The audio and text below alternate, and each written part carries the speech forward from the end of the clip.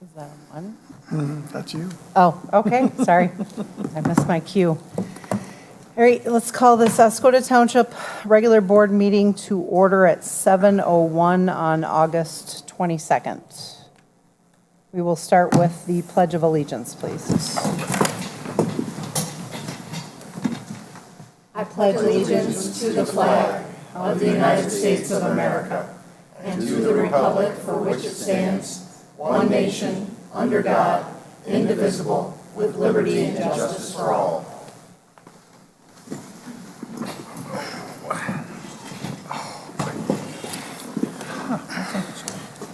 Dinner. All right, if we could start with roll call, please. Mr. Cummings? Here. Ms. McGuire? Here. Mr. Spencer? Woo! Mr. Palmer? Here. Mr. Sutton here. Mr.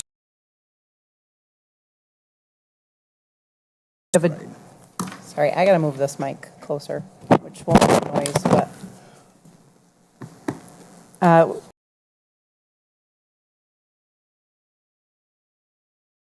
Okay, next on the agenda, we have a public presentation. We have Mark Henry here to discuss the influence of the wastewater treatment facility discharge on PFAS and Clark's Marsh. Mark, if you could please come to the podium. Thank you. Can you hear me well enough?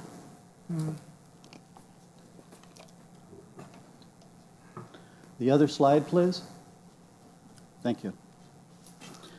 My name is Mark Henry. I've been associated with Wurtsmith Air Force Base for about 29 years now. I 3 until 98. In 98, I went back to work for the state of Michigan, on which I was sort of on loan, and was the chief engineer in the Superfund section of what was then Michigan DEQ, now Eagle. And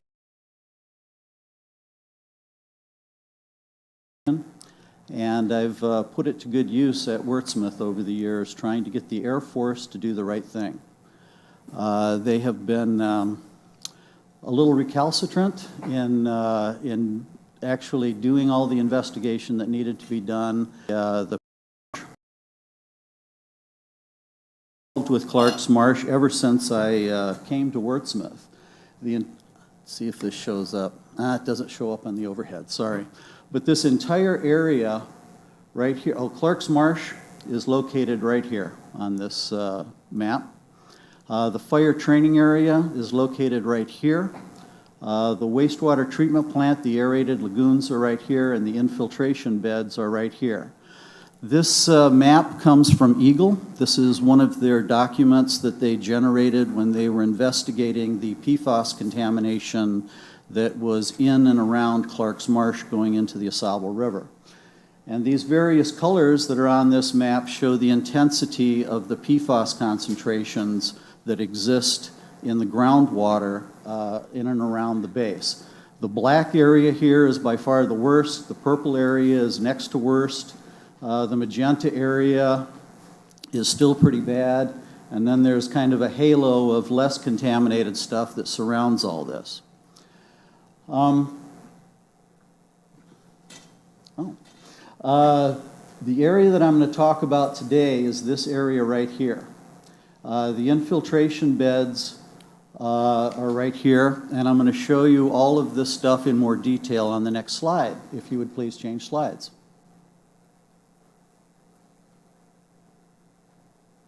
Next slide. Here's without the plume maps on there, but that purple area on the plume was like right in here.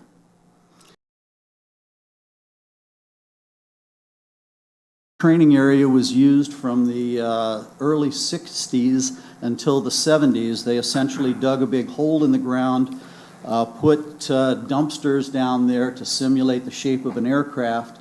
They sprayed waste jet fuel on that, they ignited it, and then they practiced putting it out. Around 1970, the Air Force got a new mixture for fighting fires. That was called aqueous film forming foam, or AFFF for short. And AFFF contains about 30% by volume of PFAS. For about 10 years, from about 1970 until around 1980, The firefighting exercises happened right here. They would use the AFFF. It actually percolated down into the ground and into the groundwater, causing a plume that stretched around and discharged in seeps right here. Around 1980s, early 80s, the Air Force decided that it would be better to gather these firefighting fluids instead of letting them go on the ground. And as you can see, this little white rimmed area right here, or right there, they put a concrete pad there to contain this stuff. There was a drain that went to an oil-water separator. They would separate the fuel oil-water separator that was located about right here into the main sewer line that went to the wastewater treatment plant. And so all of the AFFF from around 1980 until sometime in the late 80s actually was plumbed right into the wastewater treatment plant here, where it was aerated during, or as part of the wastewater treatment. Some of the constituents of the AFFF were actually broken down in the wastewater treatment plant, but not the PFAS.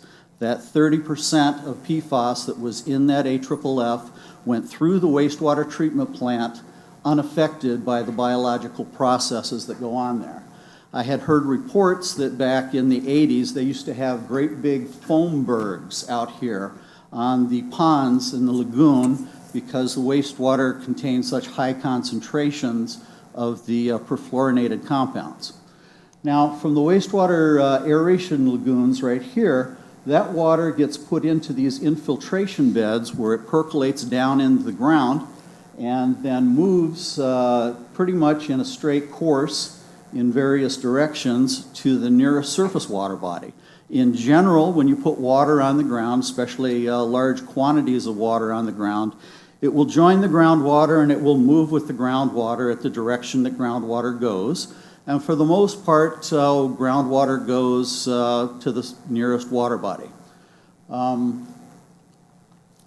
So water went into the aeration lagoons here, and I don't know what volume of water the Air Force was using when the air base was in operation, but I'm guessing, well, I understand that currently Oscoda was putting about 400,000 gallons of wastewater through that plant a day, and I understand that now Oscoda Township is going to be, their wastewater is going to be going to the wastewater treatment plant also, so that probably brings it up to about 500,000 gallons a day.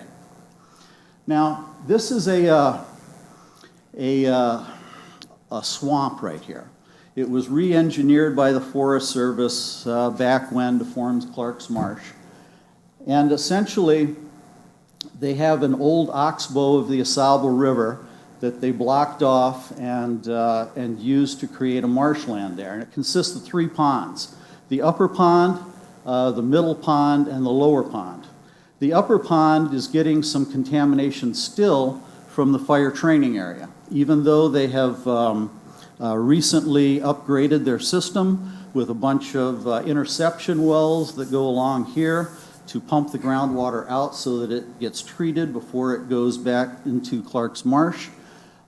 There's still a significant amount of contamination out there, and it's going to be a while before they actually stop that. But what happened over here is kind of the subject of today. The Air Force, for X number of years, and I'm just going to say a decade, put wastewater into these infiltration beds that contained high concentrations of PFAS. That PFAS went into the groundwater along with the rest of the waste effluent, and where it comes out are in some rather large springs that exist over in this area here. And when the water comes bubbling up out of the ground, it forms little streamlets, and you can kind of see the traces of some of these streamlets through the woods here as the trees grow around them.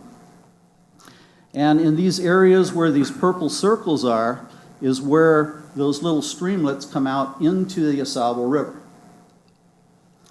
Now, the Air Force put a whole lot of perfluorinated chemicals into the groundwater right here, And that water moves towards the AuSable River and also towards Clark's Marsh, to the ponds of Clark's Marsh, and it discharges in those areas.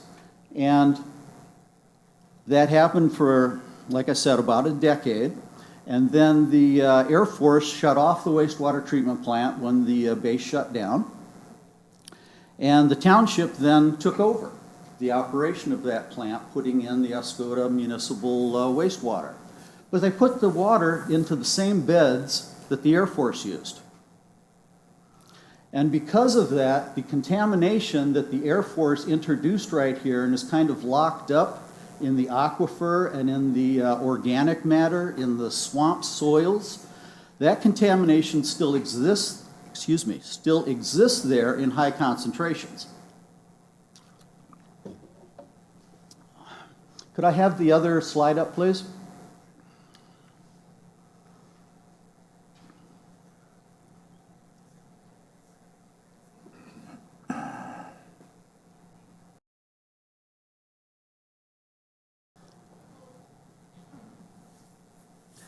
The contamination that exists in the monitoring wells from which this purple plume is shown on the map, the Air Force did investigation over the last 4 or 5 years, either a site investigation, expansion,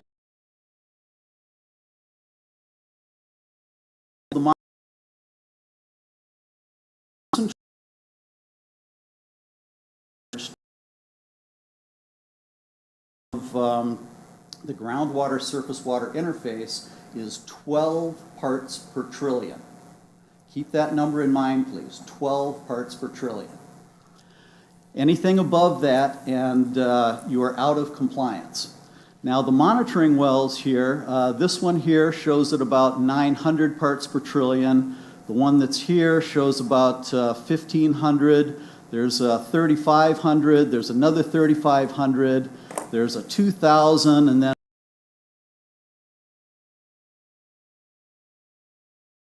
so it's significantly higher than the GSI criteria, excuse me. The Oscoda municipal wastewater contains trace amounts of PFAS from unknown sources at this point, and it is currently discharging to these ponds, I understand, at about 80 parts per trillion. But 80 parts per trillion is nothing by relative comparison to what is already in the groundwater out here. We're talking thousands of parts per trillion. And these little streams that all this upwells and forms little streams that go into the AuSable River, when these were sampled by the state of Michigan over the last few years, we're talking about 1,800 parts per trillion. This one right here was 4,800 parts per trillion. The one that's over here is 1,400 parts per trillion. And the one that's at the end of this right here is about 1,400 parts per trillion also. Now this area out here is not a reservoir. For every gallon that goes into the groundwater here in these infiltration beds, another gallon comes out over here, and maybe a little bit more, because there's a natural groundwater flow that was already in existence before the base was here. And now that the wastewater treatment plant infiltration beds are on top of it, it is just kind of adding to that flow. So if you put 80 parts per trillion in here, what's coming out in the AuSable River, every gallon, is somewhere around 2,500 parts per trillion on average. So what I have, I brought this up to the state of Michigan. I brought this presentation up to the U.S. Air Force, and I also brought it up to the U.S. Forest Service, trying to make them aware of this observation. And everybody gets it. The problem is you have a infiltration bed right here that kind of has to work for the whole system to work. And what I had discussed with the Air Force and I've also discussed with the state and the Forest Service is the potential for taking this infiltration bed and relocating it over here somewhere, so that when the effluent from the wastewater treatment plant goes into the ground. It's going into the ground in an area that is not contaminated, and that 500,000 gallons a day won't push anything but water into the Oscoda River. And the wetland should help polish that water before it does get to the Oscoda River. When I talked with the Forest Service, they understood what was going on, and they actually talked about working with the township and the Air Force to relocate those beds on Forest Service property over here. When I brought this up to the Air Force, I tried to make them understand that if they have a problem, the Air Force does. Everybody knows, and I could show you a lot of Air Force maps that shows where their contamination is. They know about this. But if you are going to treat the PFAS contamination associated with the wastewater treatment plant like they have been treating the groundwater contamination that exists on the base, what they're going to do is they're going to put in a series of groundwater extraction wells.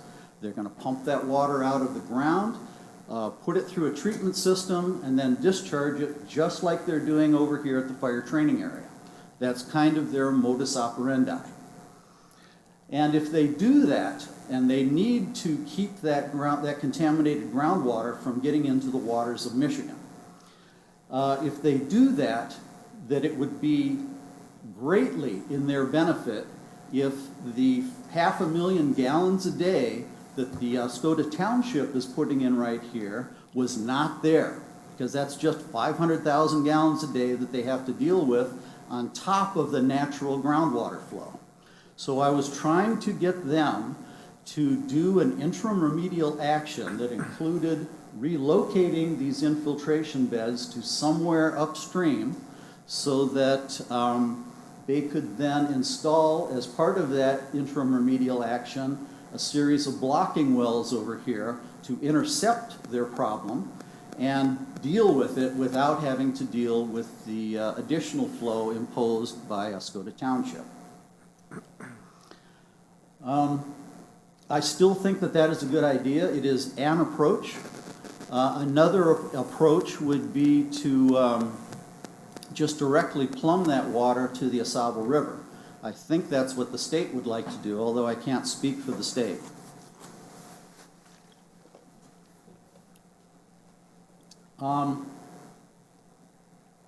If that is the case, then if they do relocate these beds over here somewhere, and all the Air Force has to deal with is the natural groundwater flow there, it is a much more manageable system than if they try to treat the natural groundwater flow and the effluent from the wastewater treatment plant. Could I have the other map, please? Thank you.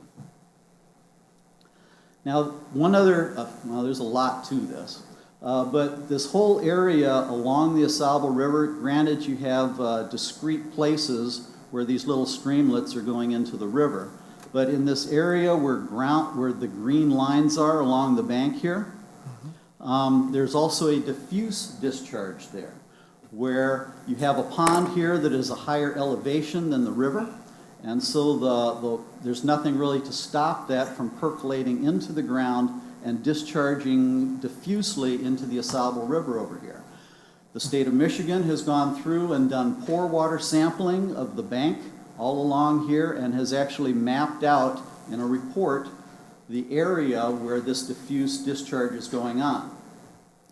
So, to recap, every gallon that goes in the ground here and starts out at about 80 parts per trillion ends up discharging into the river at about 2,500 parts per trillion. And the longer that goes on, and it's been going on, what, about 25 years now or 20 years now, the more PFAS mass is getting pushed out of the swamp and into the river. And it's affecting all of the wildlife that's in here, everything. And it will eventually be dealt with by the Air Force, but a component of that, in my opinion, would be to relocate these beds to somewhere that is not causing harm to the river. The discharge itself from the lagoons into this is at about 80 parts per trillion, as I mentioned. I think I personally feel that is something that can be dealt with fairly easily, and if that is the case, then that discharge could contain essentially no PFAS, and if it were discharged through a pipe or into an infiltration gallery, either way, it would not be harming the environment. So with that, I would be happy to answer any questions that anyone has. Thank you, Mark. With that, we'll look to questions from the board first. I have a question on your last point, Mark. So you would put in, let's say, a tourniquet before the infiltration bed. So that's just going to clean the water before it hits the bed, but we're still contaminating the river because you're pushing water through the contaminated beds. It's following the same hydraulic pathways that the contamination took, and any water that goes in It's still there going to push it is out. going to push stuff out. So, and then I have another question. I guess the Air Force, I'm not too happy with the Air Force responses. Just in the years that I've been on the surface of this, until they're pushed, they don't do anything. They really don't care about the township here, and that's this board is the one that needs to drive that on behalf of its citizens. You know, just an example, a couple years ago, I was sitting at Dan Kilde's office, and, this was brought up. The state of Michigan changed their standards. The EPA just changed their standards to something that's really like a non-detect. And the Air Force didn't agree with the state of Michigan standards. But until they're pushed into a corner, they don't do anything. And I'm told recently they now agree to the Michigan standards. So, that's over 3 years. They're not going to do anything in our best interest until we push that. So from the RAB situation, where is the Air Force on this ownership of this issue from the turnover of that lagoon to the township back in '93? None of us were around at that point in time, and I don't really know what transposed as far as a liability or what was known. But it goes back to the polluter ultimately. So I guess, where are they? Well, after my presentation to them, or this presentation to them, they understand, I hope everybody on that call understands what's going on. And in fact, the Air Force did bring up that the township may be liable here, because the township, for however long it's been known, has been putting about 80 parts per trillion of PFAS into these infiltration beds. And granted that 80 part per trillion doesn't equate to 2,500 part per trillion in the end. That 2,500 part per trillion is mostly Air Force problem. I personally believe that 80 part per trillion is mostly the Air Force problem also, although I have not seen what your contractor has been doing to investigate that. The Air Force talks about liability, and in fact, there probably is some liability here, because if the township were not putting 500,000 gallons a day into those infiltration beds, the amount of PFAS mass that gets pushed out into the river would dramatically drop. So it could be argued that there could be some liability here. So you're familiar with the CERCLA process? Very familiar. Okay, so how could the township get tied into this through CERCLA? Under CERCLA, the responsible party is allowed to bring in other parties that contribute to the problem. The township may be a de minimis contribution to that, but they could certainly bring the township into the process as a potential responsible party, or a potentially responsible party. I don't know that, I can't speak for the Air Force, but in the CERCLA process, that is allowed. Thank you, Mark. Any other questions by the board? And I guess I'll just kind of start. Yeah, just Bill, one do quick you have question. As you mentioned earlier, they actually excavated the soil from the FTO2, which took out a tremendous amount of dirt and a tremendous amount of Last year. PFAS in getting the source of the contamination to the groundwater out of here. Do you think it would be a feasible thing if we were to relocate where our effluent is going to a new infiltration bed, that they could possibly do the same thing? Because now they know there's a concentrated spot where it's heavily contaminated with PFAS, which is the idea between the FTO2 site, because they knew it was confined to that one small area. Do you think that's a possibility? I know you can't speak for the Air Force. I can't speak for the Air Force, but I can speak as an engineer. It would be possible, but it would be extraordinarily difficult. At the fire training area, what they dug out were the dry soils underneath that concrete pad, where the bowl had been and they had used for 20 years for firefighting exercises. And the groundwater there is at about 18 feet below land surface. So they could dig down 18 feet with just normal excavation equipment without having to go through extraordinary measures to do so. It was just a big hole. Map's gone. In that area where the purple plume was, just south of the infiltration beds, that area, your groundwater is only at about 7-8 feet below land surface, and the surface soils that aren't in the groundwater are not really contaminated. It's the soils within the groundwater and the groundwater itself that is contaminated. And yes, it would be possible to dewater an area the size of that area. They do it for construction purposes, and dig that soil out of there and replace it with clean soil. But how far down they would have to go, they don't know, and they're not investigating that during the remedial investigation that's going on right now. Their intention was to look at the distribution of contamination in the groundwater, but they left out of their RI work plan actually sampling the soil in the aquifer to find out how much of this stuff is retained there. In the area south of the wastewater treatment plant where those infiltration bed water goes, it is kind of interleaved geologically because it's transitioning into a swamp. So you have clean sand that's transitioning through all of this organic matter in the soil, and the PFAS stays with the organic matter in the soil and only bleeds out very slowly. And that's what we're seeing right now. Okay, and my other question is, in order for us to relocate, if we were to relocate the infiltration beds, as you suggested, on Forest Service property, we are under a mandate by Eagle right now to track down the source of the PFAS effluent that's coming out of our system.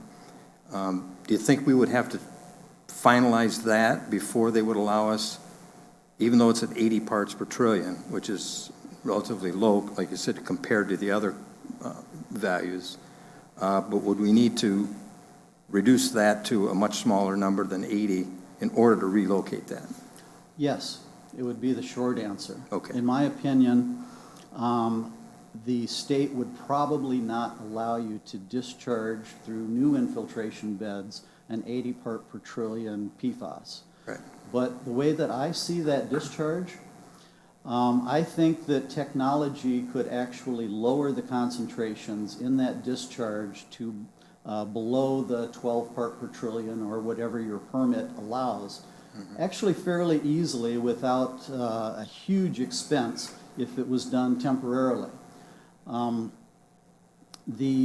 The treatment, the primary treatment that the Air Force is using on Wurtsmith is granular activated carbon, which is carbon that has been physically treated to have a tremendous amount of surface area that can bind with these perfluorinated chemicals and not let them go. There is a modification of granular activated carbon that is called powdered activated carbon. And it is really a fine powder of the same material with the same properties, except that because it has been powderized, it actually works better. It has more surface area exposed to the water per gram or whatever than granular activated carbon does. and powdered activated carbon could actually be fed into the effluent of the discharge from your wastewater treatment plant, and that would mix with the water and very likely remove that 80 part per trillion PFAS and absorb it right into the powder material, which would then just settle out in the infiltration beds. That would be kind of a stopgap measure until the source of that PFAS could be found, but it would be relatively inexpensive. I'm going to guess probably $1,000 worth of powdered activated carbon per week. So for 52 grand, you could solve that problem as far as the discharge goes from a regulatory point of view until such time as you can find the source of that and stop it. Okay, thank you. Jimmy, did you have anything? Nope. I Josh, have- did you have anything? I do. Going down the line, if that's okay. Oh, sorry. So Josh? You said you talked to Eagle. Did they have any response in turn to this presentation? They did not, actually. They asked a couple of questions, but they did not give an opinion one way or the other. And then are there other options for treatment of contamination in that area besides the GAC plants or moving those beds? Potentially. The Air Force right now is using a resin material to adsorb the PFAS contamination in the Mission Drive treatment system. A resin system could potentially be used for wastewater, but I anticipate a lot of operational problems with that because those resins tend to foul, and the wastewater effluent is not clean water. And so I think it would be a very high maintenance system. That's about the only two large-scale types of treatment systems that I'm aware of. There are some experimental smaller systems, but I don't think they've been upsized yet for something around 500,000 gallons a day. And then you said, right now we have the 80 parts per million coming through. So that would definitely need to be addressed I think before, so. because we wouldn't want to move those beds and then be pumping contamination into a new Exactly. site. And I don't think the state would like that either. Or the Forest Service. Or the Forest Service, yes. And then I had attended the RAB last week, and I talked with a representative from the Forest Service, and he just said they didn't seem too keen on the idea, but I'm guessing that's related to the contamination numbers you gave us today. Probably. The Forest Service was not aware of all this before I brought it to their attention. And they seem very eager to learn about it. And hopefully they're keeping that all in mind when they're negotiating with the Air Force. Because this really is the Air Force's legacy problem. It's just the township has gotten their fingers in it. And then, so at this point, it sounds like you've presented to all the parties and then Yes. to us, but it's basically, we're at a point where everybody's gonna have to come together to address this issue. I You're think bringing the everybody's information aware of up. it now. Yeah. And it would be time to get this into the conversation. And I just had a question, because I know you did ask at the RAB meeting that they would add that in to the further plans going forward. Yes, Now- the Now Group has presented to the Air Force the idea of additional interim remedial actions, and one of those was dealing with the wastewater treatment plant effluent going into Clark's Marsh. And now with them doing that, I know they said they would add it in. Would that be something we would find out at the next meeting? 'Cause I know- Potentially. It depends on how much the Air Force actually gets done in the remedial investigation. When I presented this information to the Air Force, I presented it in such a way to make them understand that if the infiltration lagoons were relocated to further west and they only had to deal with the natural groundwater flow there, that it would make their system a lot simpler and less robust in dealing with the problem. And Mr. Willis from the Air Force, I asked him if they would consider doing this as an interim remedial action, and he did not say no. What he said was, we're going to gather more information during the RI, and if that information confirms what they have seen so far, that they will consider that as another interim remedial action. Gotcha. And then the data you had in here, you said those were state samples? Were those through Yes. Eagle? Okay. The Air Force has done the sampling near the wastewater treatment plant in the existing monitoring wells that are there. And the RI investigation, the remedial investigation that the Air Force is doing right now, they will be sampling all of those outfalls going into the Oscoda River if they have not done so already, but it is in their plans. Now, just in your experience with the RAB, just from what I saw, do they generally, Eagle and the Air Force, take their own samples in the same area? I just noticed Okay, on this is a the, complicated question. those maps that it appeared they were always kind of duplicating that, so they each had their own Yes. data. When I worked for the state, Bob Delaney and I actually brought this whole PFAS issue up with the Air Force and tried to get them to pay attention to this from about 2010 till 2012 when I retired. And the Air Force, like I said, has been very recalcitrant in all this. So they've known about it for a while. They do not move very quickly, and they do not work or take action unless somebody really pushes them to do so. The state went out on their own and collected all these samples in order to prove to the Air Force that there really was a problem there. And the Air Force says that they use the state data in the planning of their investigation. And it does look like they are. They are duplicating what the state has already done. That's all for now, I think, unless you guys bring up something else. Okay, Jeremy, did you have anything? How long ago were these samples that you're referencing taken? The ones near the wastewater treatment plant lagoons were collected about 3 or 4 years ago. The ones that are the outfalls from Clark's Marsh into the Oscoda River, I believe those were taken about 6 years ago by AECOM. Might be 5 years ago. But there's a report that's out there on the MPART website titled something like Wurtsmith Air Base Groundwater Surface Water Heat Trace Investigation. Is there a possibility that the existing PFAS contamination is contributing to or getting into our wastewater and coming back through the plant? I don't think so. The wastewater system, separate from the stormwater system, is kind of a sealed system, and it's under pressure for the most part because they had to make it work as it's working.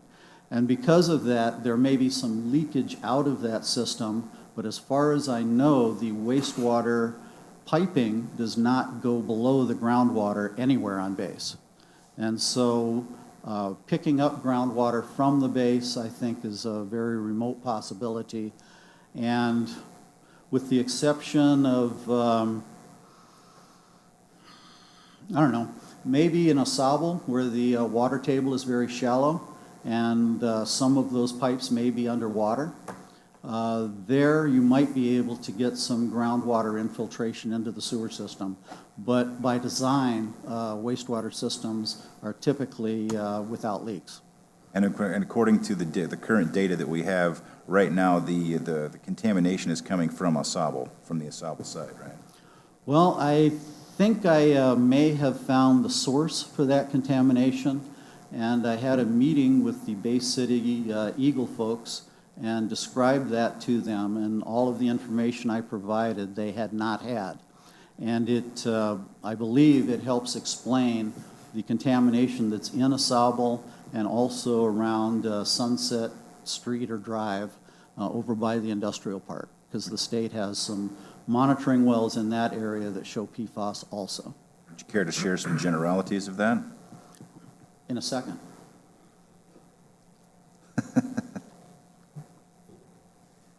I spoke with a friend of mine who's a lifelong resident of Oscoda, and he pointed out that there was a fire back in the mid-'70s over at Rowe Industries, which that property, I guess they did powder coating of metal, and they had a huge chemical fire there. And my friend says that he was there watching that fire because it was quite the spectacle, and that the Air Force came in and foamed it out. And that is located, well, you probably know where it is, but Sunrise Disposal built on that property, they had a fire also. But that location is kind of central to where the state found PFAS in wells 40 years later. And I believe that there was a discharge of foam there to help put out that fire, and that PFAS moved the direction of groundwater towards the Oscoda River. And unfortunately, and I can't verify this, right in that area is where the city water production wells were, right by River Road Bridge. How does that go? Yeah, River Road Bridge. There were 3 production wells there that served the city, and that's only a stone's throw away from that fire location. Interesting. So earlier you mentioned that Oscoda might be held liable because be drug into a lawsuit or with the Air Force or drug into it. But then if this is what you're saying is true, then it was a continuation of the Air Force pollution that's continuing to be the bane of our existence, apparently. It seems it. And because of the reciprocal aid agreement that may or may not still exist between Oscoda Fire Department and the base fire department, it was kind of a mutual aid thing. They did what they had to do to get the fire out. Have you ever looked into any of do any records exist? Have you ever looked for any of those records to see if A, that did happen, and B, if there were any other sites? I have not. I went over to the fire station to see if someone could look for records from the mid-'70s, because there's after-action reports or whatever that the fire department fills out, to find out when that fire was and verify if or not the Air Force was actually there. If they were, it sounds like they would have just gotten their new foam trucks and everything, and they would be happy to help the city put out an unmanageable fire. But I don't know this, and I no longer work for the state of Michigan, so I don't really have any authority to go asking for records or anything like that. So, the authority of a citizen. Citizens don't seem to have much authority. Interesting, isn't it? More questions, Jeremy, or can we go on to Tim? Go ahead, Tim. Okay. First of all, thank you, Mark, for this presentation. Second, I wanted to ask you, when you were doing this presentation to the Air Force, and there was the discussion about your proposal to move the infiltration beds to the end of the runway, was there any discussion with the Air Force about them helping to make that happen, supporting it in any financial way?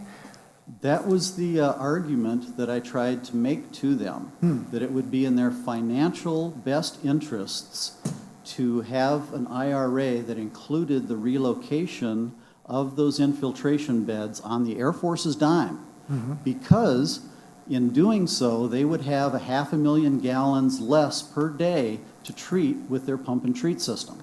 Right.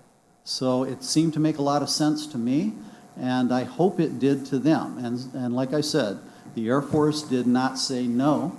They just said that they would evaluate that request after they had more information on the distribution of contaminants there through the RI, remedial investigation. Right.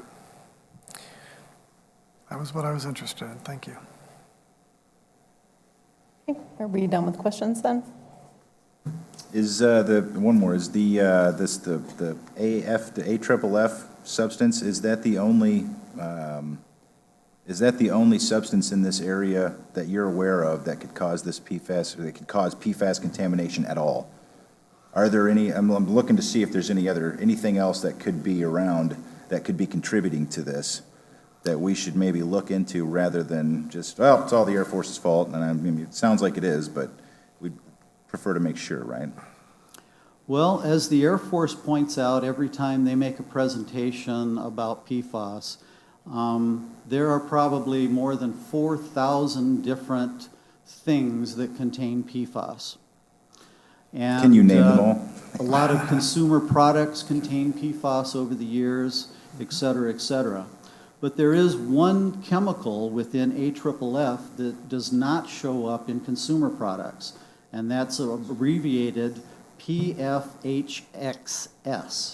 It's the 6-carbon sulfonate molecule that is unique to AFFF. And that is found, well, that first map that I had that showed all those plumes, every square inch of that contains the PFHXS. Including the effluent that's coming from our system. I don't know that. I would like to see the analysis of your wastewater treatment plant effluent. Me too.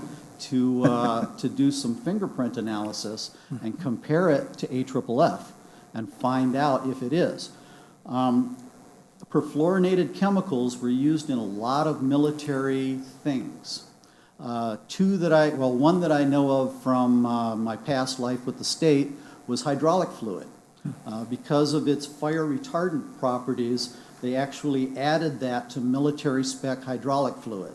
So if there were hydraulic fluid leaks, those could, each one, be a source of PFAS. In consumer products, there's you probably all remember Scotchgard. Yep.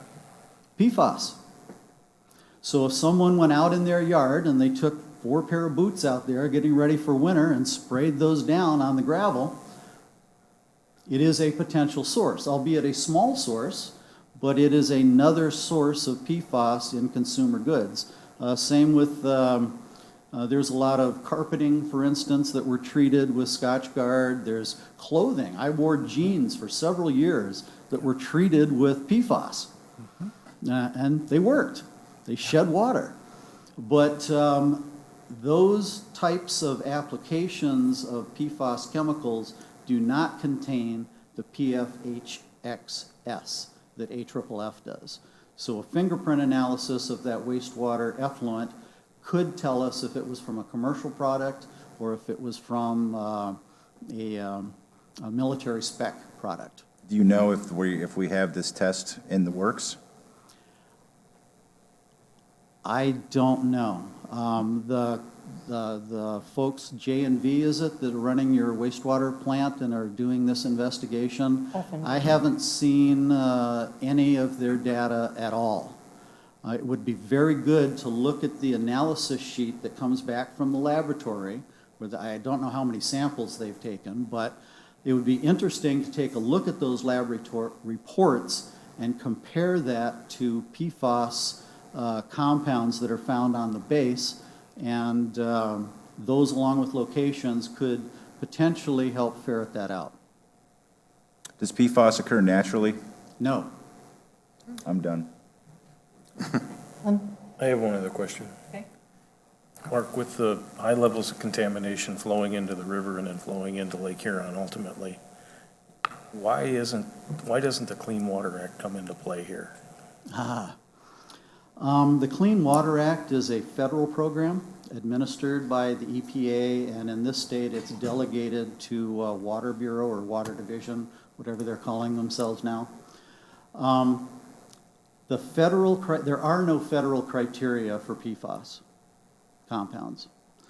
Most recently, the EPA has changed its health advisory for certain PFAS compounds from 70 parts per trillion to 4 parts per quadrillion. They lowered it 100,000-fold. Essentially, what they are saying is that no amount of PFAS is good for people. Also, no amount of PFAS is good for the environment, because whatever it gets into, it tends to biomagnify over food chains. And so any amount that's out there is not a good thing. They are talking about setting up by the end of this summer, so sometime within the next month, the EPA should be publishing, at least out for review, maximum contaminant levels, drinking water criteria. If they do that, then there will be federal criteria that cover this. In parallel with that, the EPA is also looking at these chemicals, and they are going to be generating, or they're going to be including them in the list of hazardous substances at Superfund sites. When that happens, and from everything I've heard, it was supposed to happen by the end of this month, that will change the game a little bit, because then there will be federal criteria for PFAS where there are none now. Thank you very much for your presentation. Oh, my pleasure. Thank you, Jamie. I have a question. Yes. Are you aware, or do you have the data for the comparisons for the PPTs for our neighboring communities? PPTs, sorry. Parts per trillion. Oh, I've heard that there is some contamination that exists in Cedar Lake. I've heard that there is, or in fact, I've seen presentations by the state where it is in Lake Huron, and it's showing up in low concentrations, below criteria, at the inlet to the water intake for the Harissa water system. It's like, I don't know, I've seen numbers from like 1 to 3.5 or something like that. So it exists there. And right now, in this part of the Lake Huron watershed, Wurtsmith is the only known source of PFAS. So for the wastewater, though, for other communities, are you aware of the parts per trillion for any of those? I am not. I know that the state has looked at the effluent from wastewater treatment plants all over the state, doing detective work to find out who is providing these chemicals to the wastewater, or excuse me, to the wastewater flow going into these plants. Because actually I can't think of any wastewater systems in Michigan that have the capability to treat that in the wastewater treatment plant. And so because of that, the state has been using that as kind of a detective work in trying to find out the sources of these. And one of the main sources of these chemicals industrially are metal platers. If you're going to chrome something or whatever, these chemicals have a lot of very unique properties, and one of them allows them to clean metal so that it can be plated and have that nice mirrored finish without defects. And the effluent from a lot of these plating facilities went to wastewater treatment plants, and so PFAS shows up in the effluent of those. So the state has been fairly rigorous over about the last 6-8 years in tracking down the sources of these. Thank you. Great. All right, well, thank you very much for your presentation. Thank you. Thanks, Mark. Great, then we are moving on to the first public comment section on our agenda. First public comment section is reserved for agenda items only, and you are limited to 4 minutes. Is there any, and you have to fill out a comment card. Is there any comment cards, Tammy? Okay. Yeah, I feel like Tammy's mic's not working. Try again. Is it off? Oh, Okay. there we go. Oops. Okay, so the first one is Kathy Woosterbarth. Okay. And the topic? Oh, wait, PFAS and health. Man, I'm waiting. All right, Hi, wait everybody. till, wait 1 second till Yeah, Jamie gets the the. clock's not working for me here. not So it's in letting me regard send. to which agenda item? Probably the presentation. Okay. Yeah. We'll Just take care of your clarifying. clock- We'll take care of your clock up here, Jamie. Thank you. All right, All go right, ahead. well, thanks again to Mark for presenting, that was a lot of really great information. You guys asked a lot of really great questions. I do want to remind people about PFAS in the environment and in the consumer products that we use. When you talk about the effluent from the wastewater treatment plant, we are consuming PFAS all around the world, all of us. We're eating it from our fast food wrappers, from anything that's non-stick, or that you are so excited that your clothes don't, that your clothes repel, oil and water and all of that. That's all PFAS. We are all guilty of putting that into the wastewater treatment system. It is us. But again, like Mark had mentioned, it's at a lower amount than what the Air Force has left us. Now, they left us, and I believe that they preyed on us as a community. I would consider it environmental injustice that they left us a legacy of this contamination in these plumes and this wastewater treatment plant that they knew had these plumes underneath it. We should have been warned. We should have been told that we should not use that. I don't know how that transpired, but we should have never been using that plant. We should have immediately come up with another system or relocated it, just like is occurring right now, because they had that information. Don't you forget that. They knew. So we are the victims in this. And when we approach the Air Force and all of these other entities, we need to remember that we were preyed upon in this situation, and we need to make sure that someone else pays for this. And now you have the information, and go forward with that.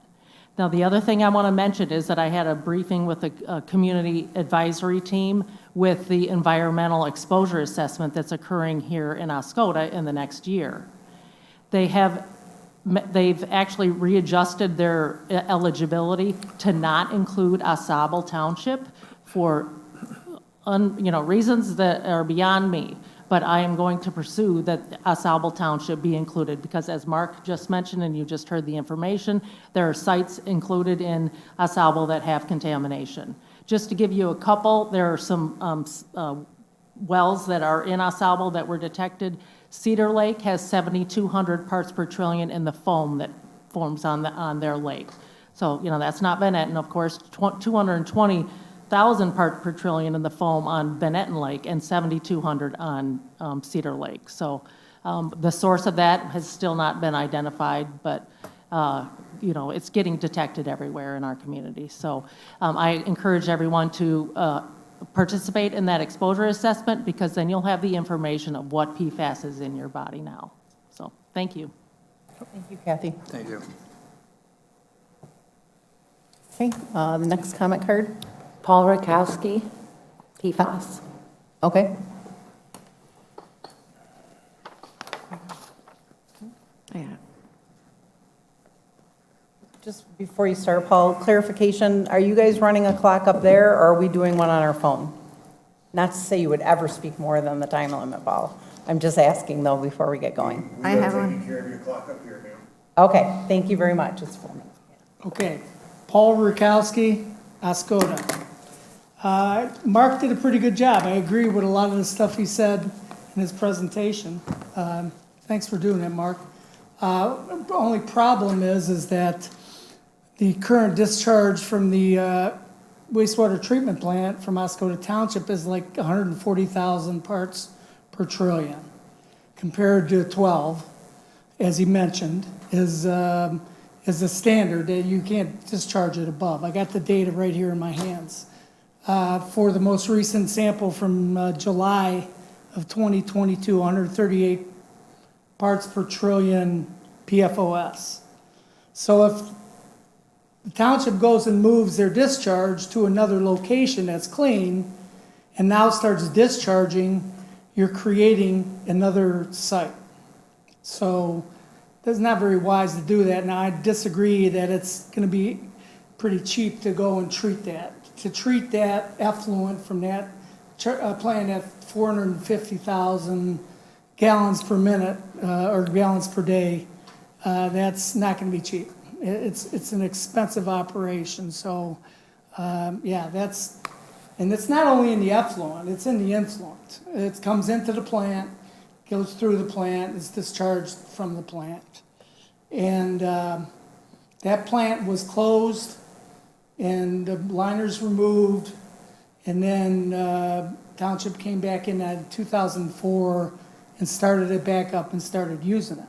So It's been discharging PFAS probably since 2004.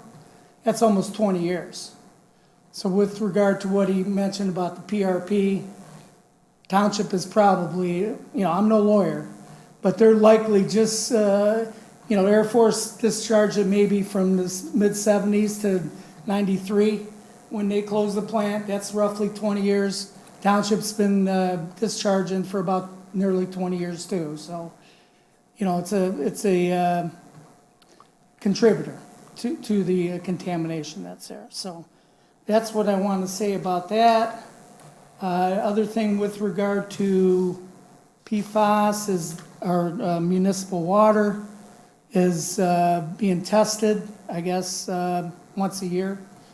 The new standards, as Mark mentioned, are 4 parts per, or 40 parts per quadrillion, and I think it's 4 parts, let's see, I got it written down here.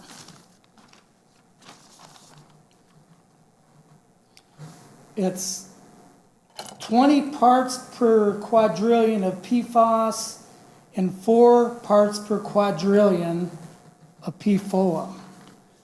The water that we're all drinking from our municipal plant, Mark, I think, mentioned that there was some data that suggests around 3.5 parts per trillion. That's like 10,000 times higher than what the new standard is that EPA has set. Their interim standard that I just read off. So they do analyze it, but they're only analyzing it down to 2 parts per trillion. So all of us that consume water from that plant should be wanting them to start analyzing at a lower level to see where they are at with respect to the new criteria. They're probably 100 to 1,000 times higher than the criteria is. That's my guess. But I think Mark would probably agree with that they're probably pumping that stuff to us that we're paying for that water and we're drinking it, and it's probably 1,000 times higher than the EPA standard. So that's another thing that we have to worry about. And that's about all I got to say. One last thing is with regard to our police officers. Yeah, your here. 4 minutes are up, Paul. Yeah, Thank you very much. Well, Thank you, I'd Paul. just like to say that we ought to cut out the funding to the police. Okay, thank you, Not Paul, that's please. a Democrat Your 4 minutes idea, are up, but Paul. these guys are wasting our money by sitting here trying to intimidate people like me from Paul, your saying 4 things the minutes are township up. doesn't Thank like. you. Okay, do we have any other comment cards? Rick Koenig regarding the survey. Okay.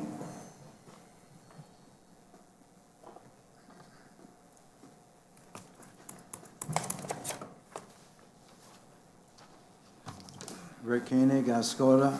I do have a question before I'm going to start doing this. Are the township surveys listed under informational going to be shared tonight?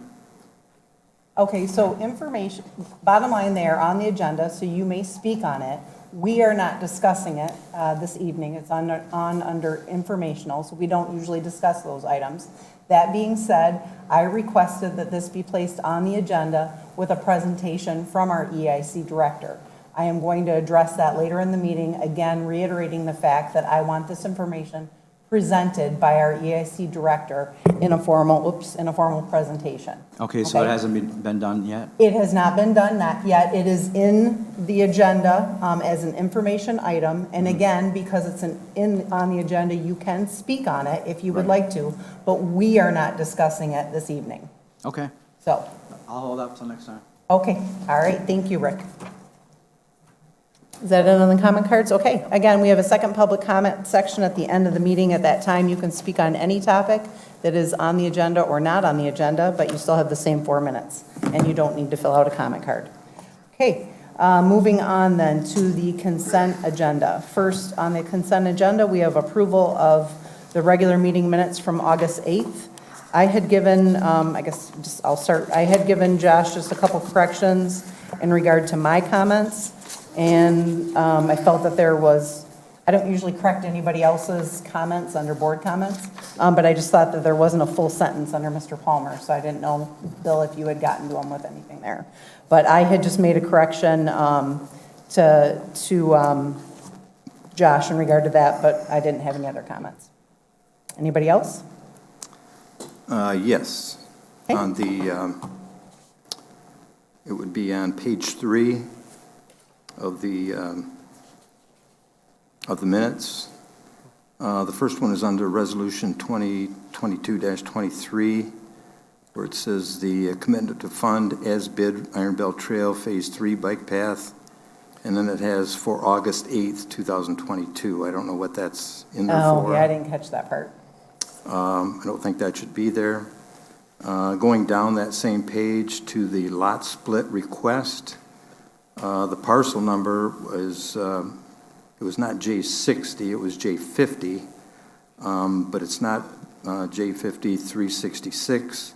It should be 64 J50 00369 000. That was the part that was the split, the 6 feet that were split off.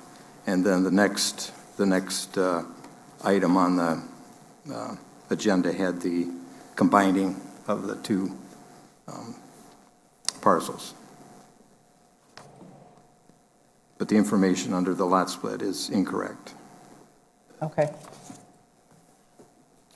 I just looked at the, who made the motion and who seconded it, to be honest. All right, any other comments?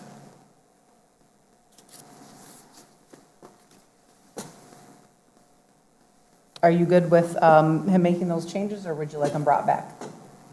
For what's that? I'm sorry? Would you like those, do you want to postpone approving those and bringing them back next meeting? I think it should be, because on this lot split, those numbers should be correct Okay. before we put those into the records. All right, so we will make those corrections.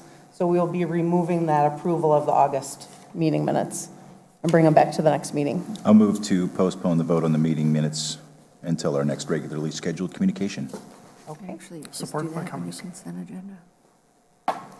Right, we can, you can do that when we go to approve the consent agenda. We can just wrap that into it, if that sounds okay. Okay. All right, so then moving on to the payment of bills. We have a first one is the prepaid from August 16th.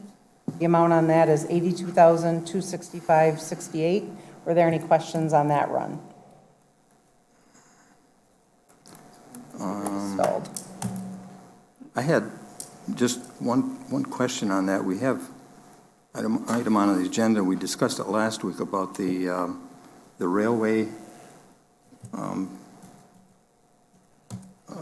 permit for crossing railway property.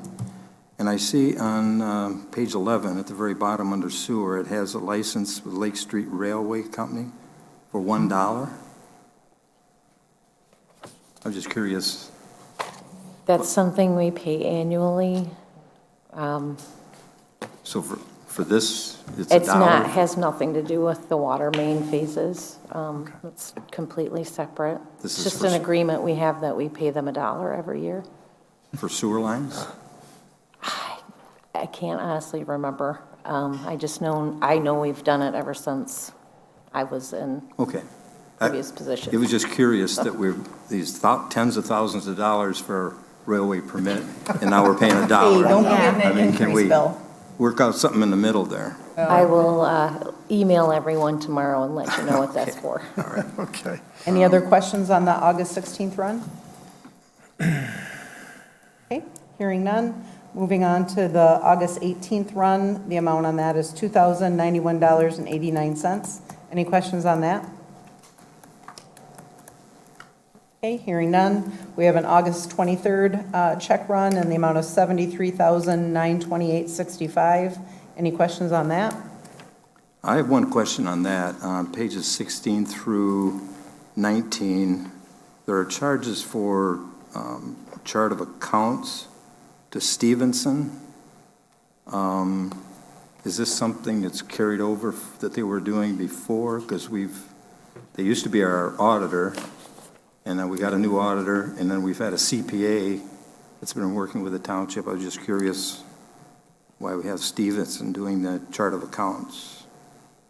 We started the chart of accounts with Stevenson, and both our CPA and the auditors said in the best interest of cost to have them finish To it finish it? instead of replicating it, because when we left off, when we changed, I believe Ms. Klein had just deleted several pages that were presented from Nate with the chart of accounts. 29 pages Yes. to be exact. Okay. So it would basically, they not only would have to do the chart of accounts, but they would have to look at everything we're already in the process So of. they're So we're basic- using them to finish it up. They're basically finishing what they started? Yeah. Okay, all right, very good. That was all I had. Okay, any other questions on that run? Hearing none. Then we have the CWSRF checking report in the amount of $440. Then we have the DWRF checking report in the amount of $192.50. We have a financial report, 2022, quarter 1 and quarter 2. Are there any questions on either one of those reports? I have a question. Why is the water fund running consistently 201,000 in the negative? Is it just the catch-up of reimbursement? For which quarter are you looking at, both or just? Both, they're the Both same quarters. number. Okay. Let me see, because I've got them both right here, some highlights for the different things. And as I stated in an email, you're getting both of them right now because the audit wasn't done, so I didn't have the beginning fund numbers to be able to use. So I had to wait for the audit to be finished before I could create these for you guys. So are you talking about the revenues are down? Or are you talking about just, oh, well, so the fluctuation, I have the revenues in the first quarter for financial report. The difference for the revenues being down is for the bills calculated incorrect for the first month in the year. And then for water, and for the water being, it was actually up in expenses in the water fund, $173,000 due to the hush repayments and water meter purchases. So I think it's just a fluctuation between some of those things over the first two quarters.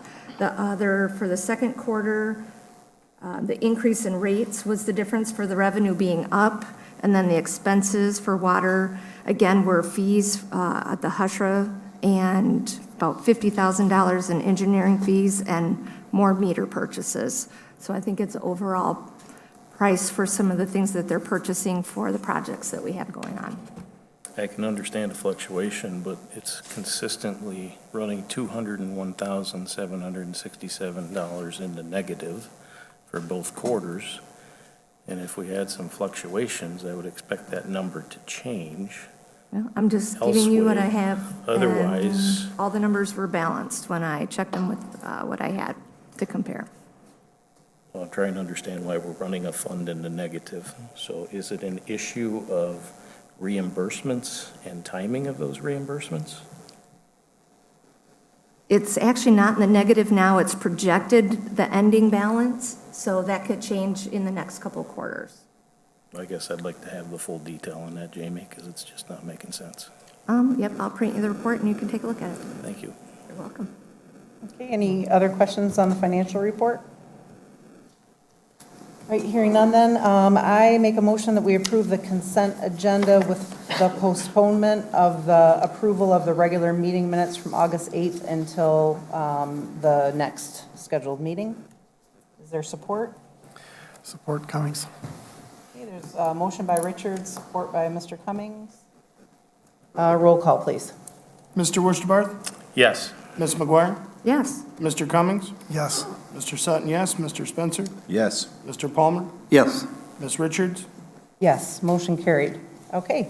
For subcommittee reports and project updates, we have received a written engineering report that is in our packet. It's not being verbalized, correct? Correct. Okay. All right, so that was in the packet. And then moving on then to the superintendent's report.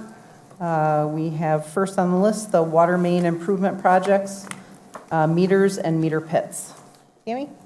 Okay, your packet contains a price quote for meters and meter pits for the two upcoming water main phases, 3 and 5, totaling $181,911. These items are important pieces for completion of both projects and need to be ordered as soon as possible to avoid delays. I would ask that the board consider approving the purchase amount of $181,911 for meters and meter pits for the water main phases 3 and 5. The cost of these items will be reimbursable through the C2R2 grant funding. Okay, is there any questions or discussion on this? Yeah, I did, quick question. Is there some sense of how far along we are with the meter replacements at this point?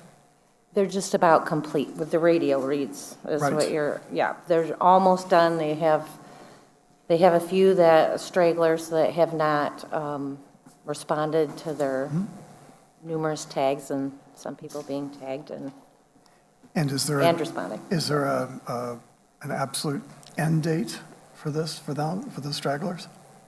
No, I mean, it all depends on if they can get a hold of the people. A lot of it is no one being able to be contacted for those. Right, okay, fair enough. I just wanted to make sure that they could still get it done. Yes. Thank you. Oh, yeah, they plan on still going after people, trying to get a hold of them. Okay, good, thank you. Okay, any other questions, or do we have a motion to approve? So Tammy, we won't need to move funds around from the general fund to the water fund? Not for these. Okay. I'll make a motion to approve the purchase of meters and meter pits in the amount of $181,911 from Ferguson Waterworks for the Phase 3 and Phase 5 water main project to be paid from the C2R2 grant funding. Support, Spencer. Okay, there's a motion by Mr. Palmer and support by Mr. Spencer to approve that purchase. Roll call, please. Mr. Palmer? Yes. Mr. Wurstabarth? Yes. Ms. McGuire? Yes. Mr. Cummings? Yes. Mr. Sutton, yes. Mr. Spencer? Yes. Ms. Richards? Yes, motion carried. Moving on then to the wastewater PFAS evaluation project invoices. All right, your packet contains a memo from Catherine Nguyen, our regional manager with F&V operations, regarding wastewater PFAS evaluation project services. The Township Board approved 2 separate proposals, one in 2019 and another in 2021. As of today's date, there are 2 outstanding invoices for services rendered by F&V operations that have not been billed for. After a search performed by my office, the township has only been paying the mandatory monthly lagoon influent and effluent PFAS sampling.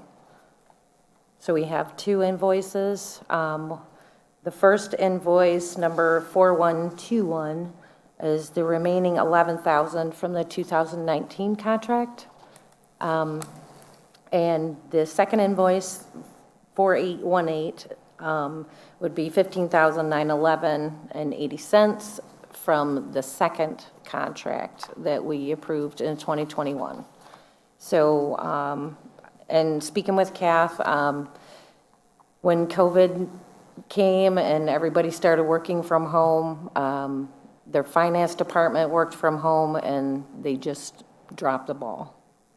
She had no, there was no excuse for it. It fell to the wayside, and they just realized that they hadn't charged us for the remaining of the first PFAS sampling and the beginning of the second. So obviously, this is from a different fiscal year. Yeah. We haven't budgeted for this and this year. Either So is this one. going to put us, either one of them? Yeah. Yeah, well, then I guess they don't get paid. I'm kind of on board with that. I support that. You snooze, you lose. I mean, from 2019? Apparently, they have more money than what they need if they Not are a that very delayed. well-run company. Not a very well-run company. Yeah. Well, I think 2019 was when we approved the contract for the first sampling. Yes. Is that right? Yeah, by the And they would have been working on that sampling. What I would like to know is when they're going to present the board with some of their findings. Thank you. We've had a response from the audience that the documentation at the levels were 100,000 parts. I find that difficult to believe, but one of the reports I saw at one point, I thought Kath had said was around 300 parts, but that was some time ago, and if they are continuing sampling And she did indicate at that point that that was a sample that came from Oscoda, in the main that comes from Oscoda, the pump station. So I think they should be paid. They've been doing the work. I don't have a problem paying the work. And do I understand that the first invoice from the 2019, the 11,405, is the balance that's owed? Yes, for the 2019 contract. So we have paid them on that up until this amount. Right, we paid one other. And then the other invoices for 15,911, is that the first payment on the 39,000, or have we made other? Yes. Okay. But I would like to get, in the very near future, a report from F&V on where they stand with the findings on some of those samples. And if they're making an effort to track it down where it's coming from.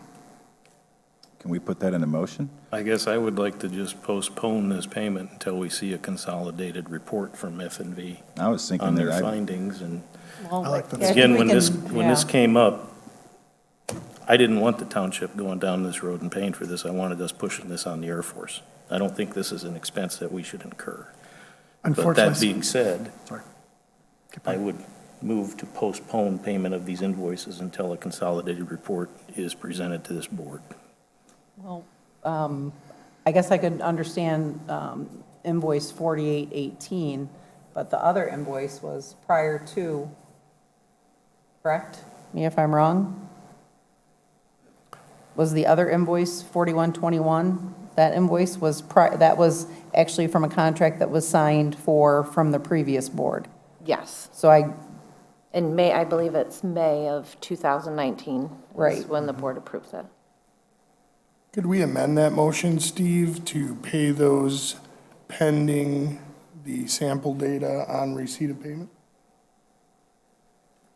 I think that's I don't what have he a problem, I guess I don't have a problem holding off from 4818 till we have sample data, but I feel that the 4121 was from a contract that was prior to that, but that's up to you guys, I just want to throw that out. So if you want to keep your motion as it was. I'd like to that's keep my fine. motion as stated, and if there's a second, then we'll go from there. Okay. So there's a motion to postpone the payment of both, just for clarification, payment of both until we have data. Until we have the full report presented to this board All on the right. findings. Support by Cummings, go ahead. And then one question before that, is the invoice 4818, if that's the one that we just approved, is there even going to have, are they even going to have a report ready for that? That was approved in April of 2021, I believe. So For they them should to have the pursue that. report by now. They should have the sampling and the report done. yeah. Steve, I wanted to comment on something about your concern that the township would be incurring costs related to the contamination by the Air Force. That's been going on for a long time. The previous board, Bill and I were on, there were expenses that we incurred that were about that, that were in it, having to do with either figuring out how we were going to respond, trying to get advice from engineering or from AKTP or Peerless, I always forget how to say that name. It's like, we spent money already. So there's definitely an opportunity for reimbursement, whether that's being tracked in some way or another, I don't know. I don't remember if that was something that we've tagged at the clerk's office or not, for those expenses, I just don't know. But I do remember we paid that, so this wouldn't be the first, is my point. I want to make it the last and put the onus on And them. I'm sure it won't be the last. Yeah. That's right. Okay, so there's a motion for Mr. Westerbarth and support by Mr. Cummings. Any further discussion before we vote? Roll call, please. Mr. Spencer? Yes. Mr. Palmer? Yes. Mr. Wurstabarth? Yes. Ms. McGuire? Yes. Mr. Cummings? Yes. Mr. Sutton, yes. Ms. Richards? Yes, motion carried. Okay, moving on then to row engineering invoices. Looks like we have a couple. Okay, your packet contains the following listed invoices from Rowe Engineering for services rendered. These invoices require Township Board approval. And I would just like to make a small note on invoice 104562. It should be reimbursable through DWRF funding. Got it. Okay, so the first one is invoice number 104421 for the Iosco Exploration Trail in the amount of $7,137.50. Is there any questions or comments on that, or do we have a motion to approve? I'll make a motion to approve roll invoice 104421 in the amount of $7,137.50 for work on the Phase 3 of the IET bike path to be paid from Fund 101-751-880-572. Support Worcester Barth. Okay, there's a motion by Mr. Palmer and support by Mr. Westerbarth to approve that invoice 104421. Roll call, please. Ms. McGuire? Yes. Mr. Worcester? Yes. Mr. Palmer? Yes. Mr. Sutton, yes. Mr. Spencer? Yes. Mr. Cummings? Yes. Ms. Richards? Yes, motion carried. Moving on to invoice 104544, wastewater pump station improvements. The amount on that is $47,024.75. Again, coming out of the CWSRF after the reimbursement is available. Is there any discussion on that? Okay, hearing none, is there a motion to approve? I'll move to approve payment on invoice 104544 for the wastewater pump station improvements in the amount of $47,024.75 from the CWSRF fund. Support Sutton? Okay, there's a motion by Mr. Spencer and support by Mr. Sutton for invoice 104544. Roll call, please. Mr. Palmer? Yes. Mr. Sutton, yes. Mr. Worcester? Yes. Ms. McGuire? Yes. Mr. Spencer? Yes. Mr. Cummings? Yes. Ms. Richards? Yes, motion carried. Moving on to invoice number 104562, water main phase BGF 41. The amount on that is $12,663.75. Any discussion on that? And again, Tammy did correct her notes and indicating that would be for the DWRF. All right, no comments. Is there a motion? I just one comment. I would like to see if it's possible we can add that to the C2R2 grant funding.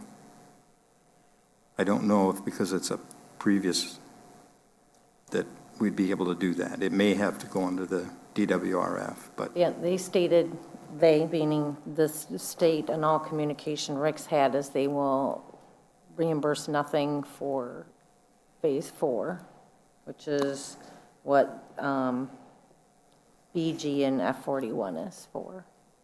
okay. Okay, so is there a motion to approve that?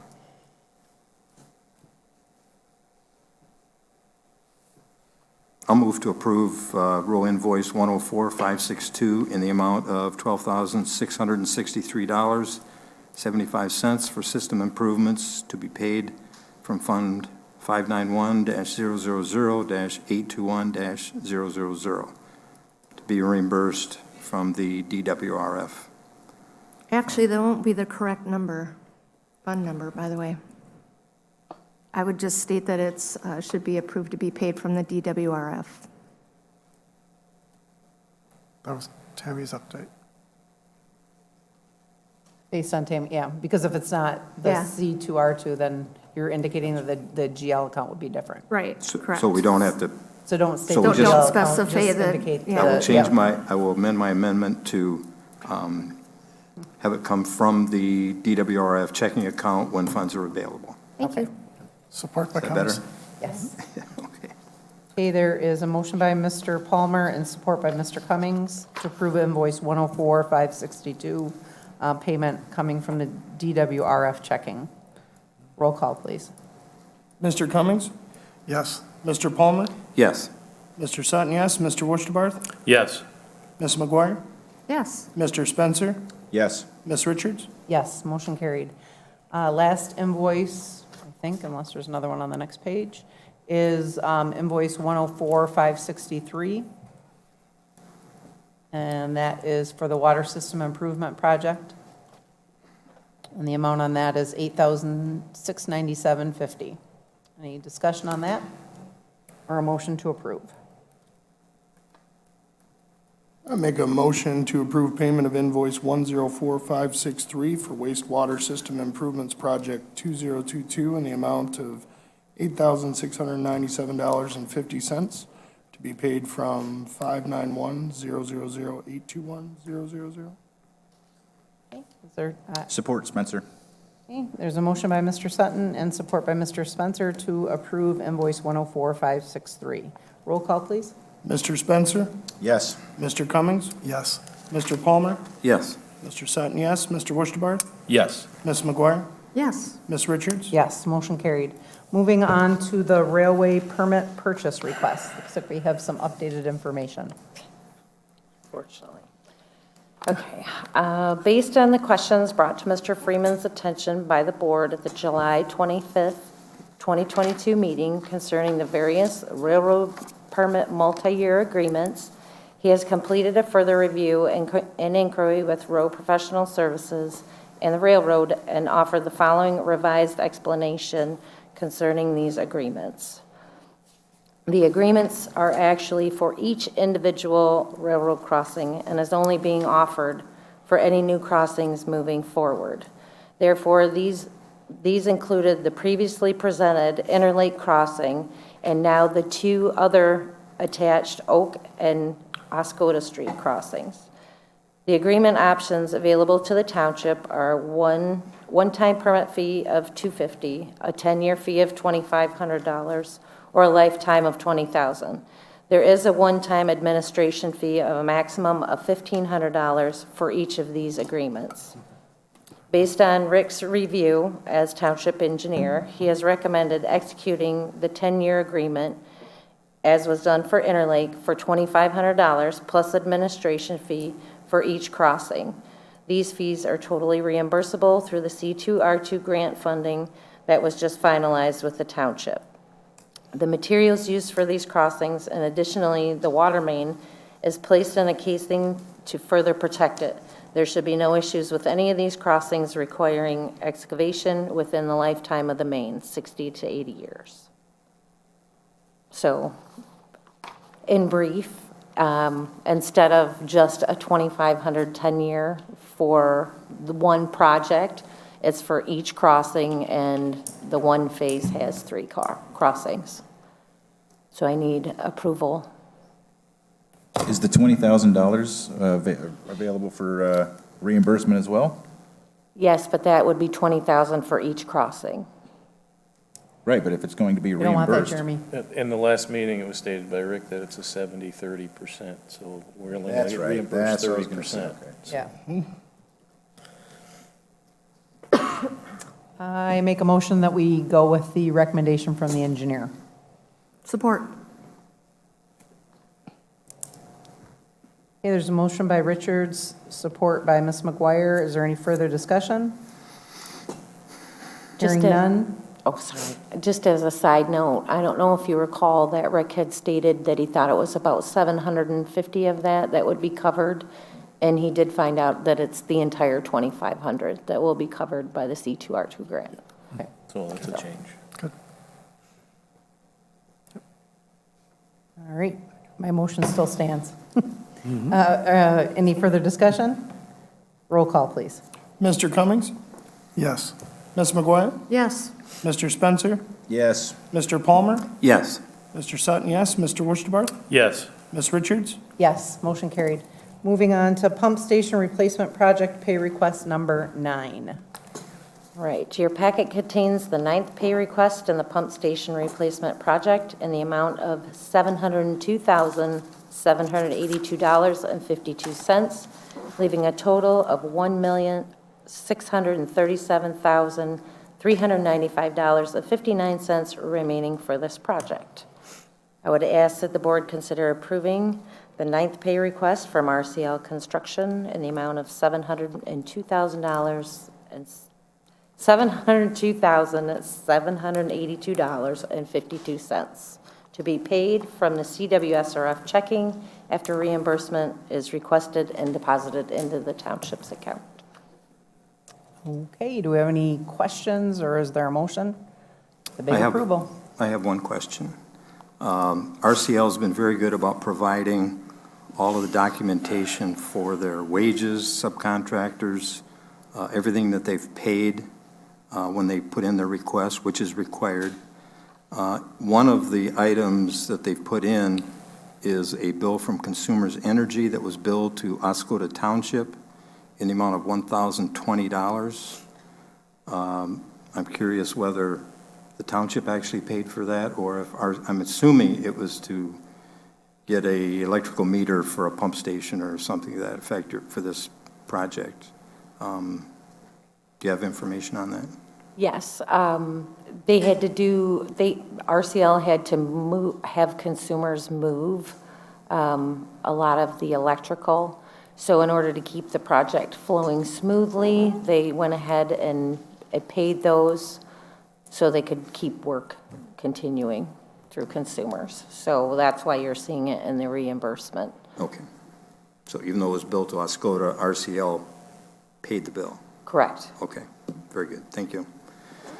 With that, I will make a motion to approve the ninth pay request from RCL Construction in the amount of $702,782.52 to be paid from the CWSRF checking account when funds are available.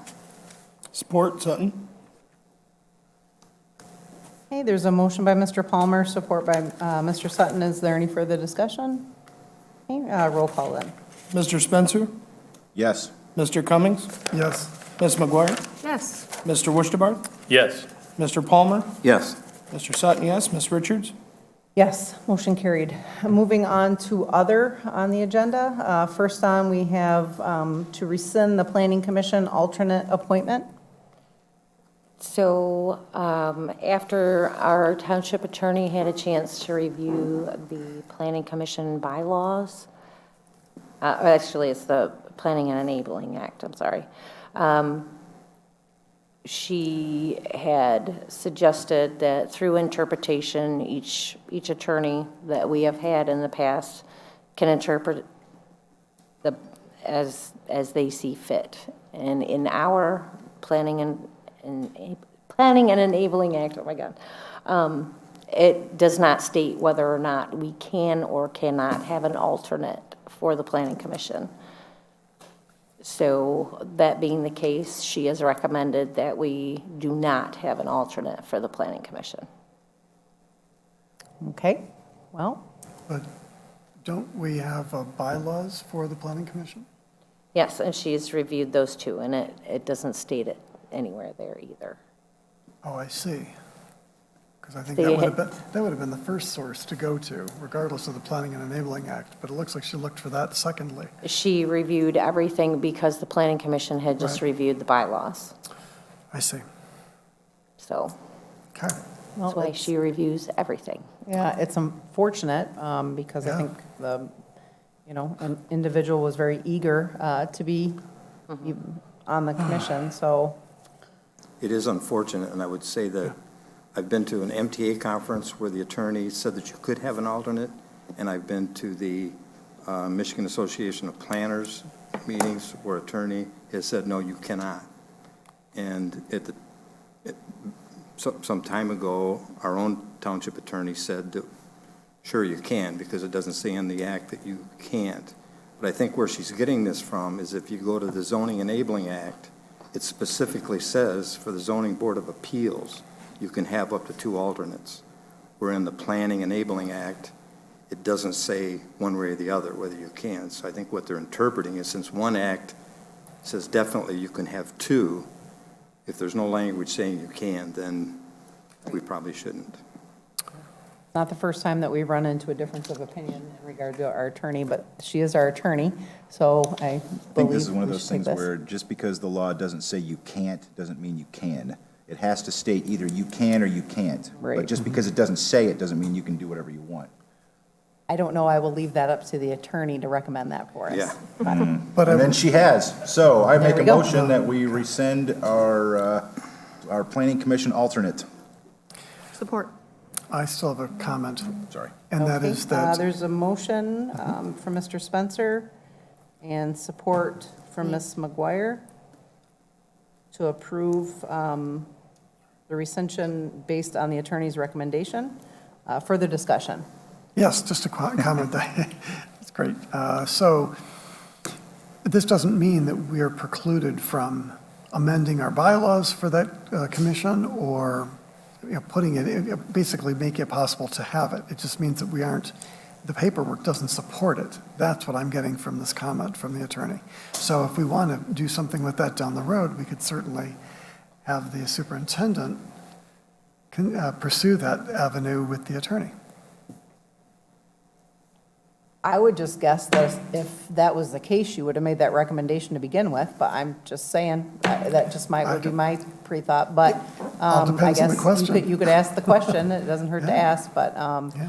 I guess pass on the fact that we've asked the question, can we amend the bylaws? I would guess that she would say no, but, Oh, no, you Why can not? definitely amend the bylaws. yeah. You can definitely amend bylaws. No, Right. I don't think Well, that well, that way we can direct Tammy to ask the attorney to, on how, You can still on how we direct her, would move doesn't have to be in forward. the motion.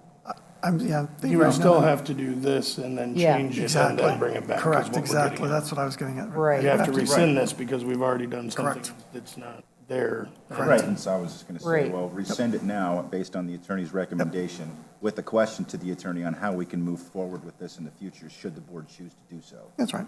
Okay, so you would like to amend your motion to that? Please. Okay, and are you in support of that, Ms. McGuire? Sure. Okay. All right, so there is a motion that has been amended, and then roll call, please.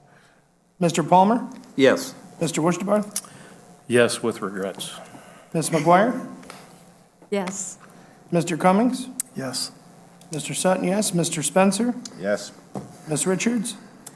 Yes, with regrets, and I just wanted to absolutely state it has nothing to do with the, anything that the individual has done. It was based on a recommendation.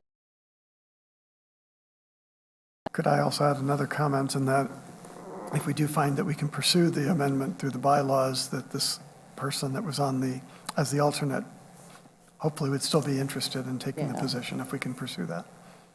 Okay, I think then we passed it, right? Yes, okay, so motion is passed. With regrets. So, all right, moving on then to the Northern Assessing 2022 contract extension, yet again. Squeezing it out of her, slowly. Okay, so seriously, Melinda, my assistant, has sent out 535 copies of our assessing RFP to level 3s and 4s in the assessing world. And we purposely left it open, not specifically stating that they had to be in-house. We ended up with 3 inquiries out of all those. And nobody seems to be quite interested. So I reached out to a company, which I will remain nameless at this time, to see if we could get a proposal, one that I had been approached by several times, but it was for remote. I did ask that they consider keeping Helen, so at this point, we are in, sent it's kind of a contract proposal. I just got it today.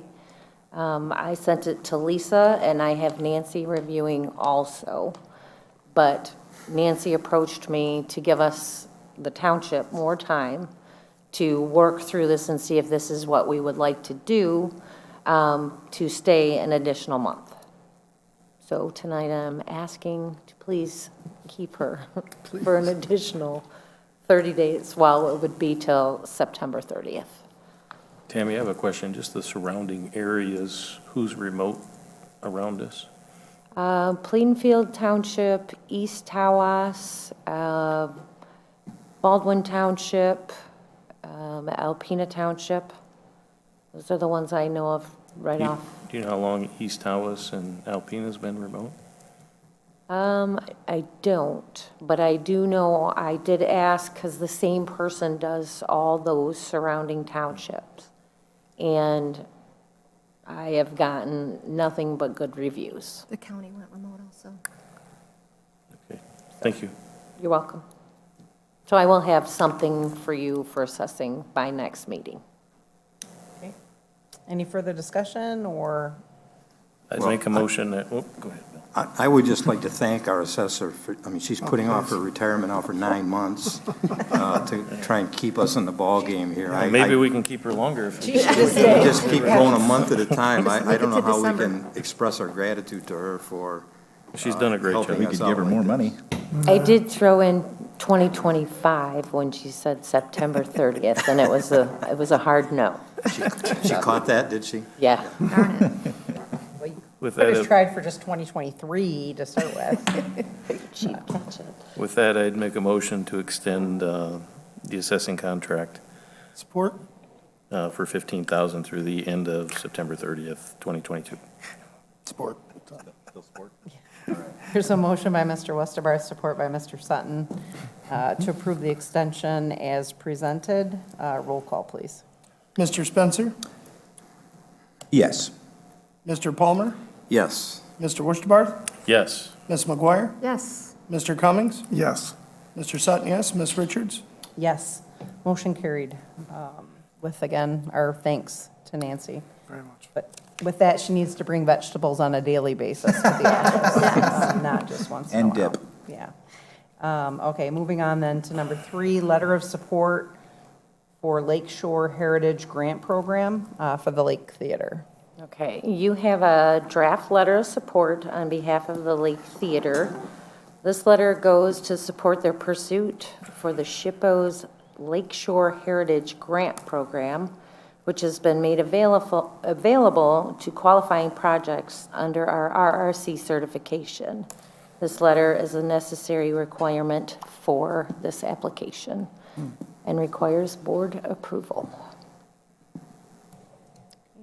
Do we have any information on the grant program itself? Was there I do anything not. provided, like what they're seeking? Because SHPO has some really, really, really, really strict regulations. I believe it has So, I'm something hopeful- to do with historical, it's like a historical grant. Yeah, well, that's what, I mean, it's the state historic preservation, and, I mean, you have to abide by some strict guidelines, which, yeah. I do know she's been working with the MEDC to get through this grant process, and one of the requirements are letters of support. So, any help we could give her, I think, is amazing, would be amazing, so. Yep. Any further discussion? Okay, I make a motion that we approve the letter of support in regard to the grant program on behalf of Lake Theater. Support, Worcester Barth. It beat me, Tim. Did you say he beat you? He beat me. Okay. There's a motion by Richard, support by Mr. Cummings to approve sending the letter written by the superintendent. Roll call, please. Ms. McGuire? Yes. Mr. Wurstabarth? Yes. Mr. Palmer? Yes. Mr. Sutton, yes. Mr. Spencer? Absolutely. Mr. Cummings? Yes. Ms. Richards? Yes, motion carried. Okay, moving on to the second public comment section on our agenda. Again, this does not have to be a topic that's on the agenda. Could be in any topic you see fit. It does have the same limit of 4 minutes. So I'm going to start on the far left. Anybody there wish to speak? And once I go through your section, I'm not going back. So just saying. Anybody in the middle, would you like to speak? If so, please raise your hand. I see one hand. Kathy? Ms. McGuire, your clock is working. Thank you, I just seen that. Okay.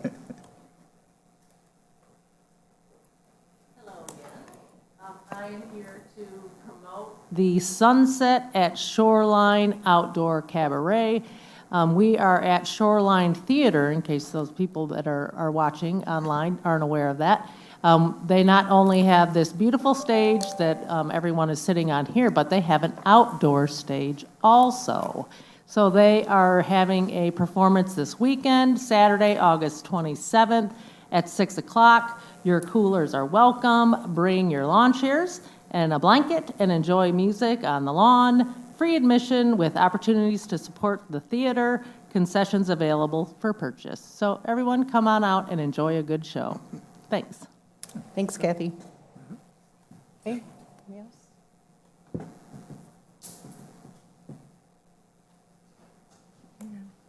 I am Vicki Hopra from Oscoda. I was formerly the director of the Special Olympics, Area 31, which serves Iosco County, southern Alcona, and northern Aranac, and some of Ogama.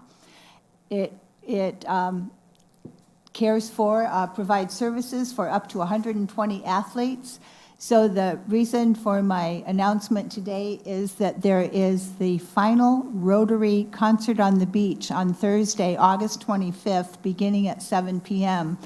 The concert is for the benefit of Special Olympics, so the band will take no money, and when the collection is made, the Rotary also customarily gives its concession fund. So it's a big fundraiser for the Special Olympics in our area, and I just wanted to let people know that it's the last concert of the year. It'll be wonderful.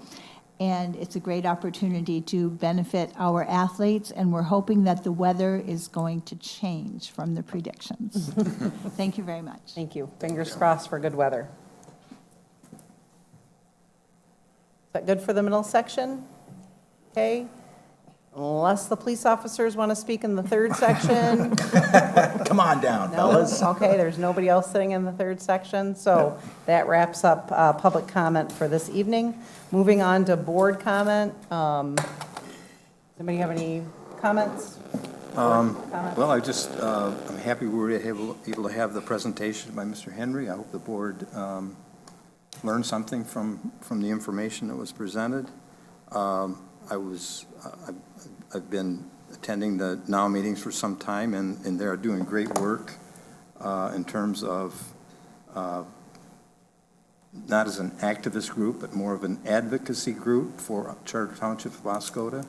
They're advocating on our behalf to our legislators to try and push the Air Force.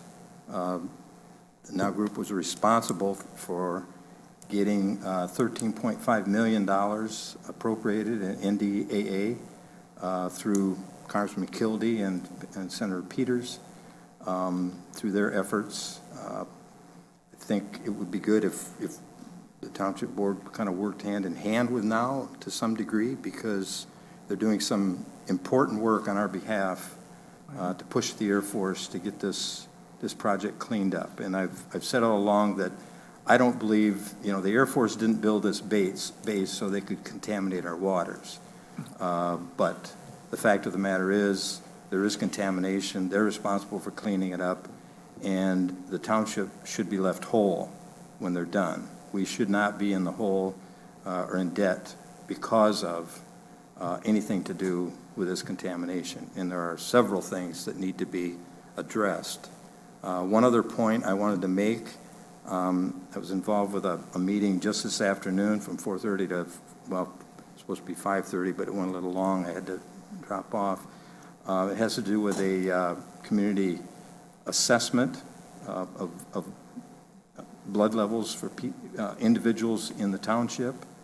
They're going to be doing testing, I believe, maybe as early as starting in September, where adults can come in and get their blood sampled and their urine tested for up to 197 contaminants in the Great Lakes area, and to have an idea of where they are physically with these various contaminants that we are exposed to every day here in the Great Lakes. Yep. So they're going to be starting that as early as September, October, and then some continuing tests in the spring and summer of next year. And what they're building is a database of people and contamination levels in people's body based on not only drinking water, but people that eat fish, eat deer, various things that contribute to PFAS and other, not just PFAS, but other chemicals that are in the Great Lakes, mercury, arsenic, a number of different things that people are exposed to. Lead. I mean, we've heard about Flint and the lead crisis for a long time. So this is a project, and what they're saying is that Wordsmith is sort of going to be the poster child and the model for what the state is going to do in other areas of the state for doing this blood assessment.